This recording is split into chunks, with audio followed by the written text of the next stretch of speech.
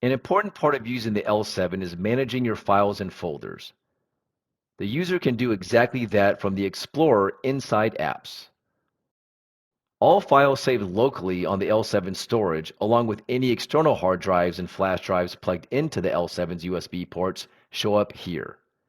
Since we've also logged in using our OneScreen account, we can sync or back up our data directly to our cloud accounts. For more details on signing into and out of OneScreen accounts, visit the link in the description of this video. I'm currently logged in with my colleague Warren's account. Underneath his username, Warren can view his OneScreen storage. This is a folder that temporarily stores all of his data, including his downloads, screenshots, annotation files, and others. Logging out from the OneScreen account automatically deletes these files, and the user must turn on Backup from the Accounts window for these files to automatically back up when they log out. Going back to the Explorer, you can access files on your cloud account directly. All files from the L7 are backed up on the OneScreen storage account right here.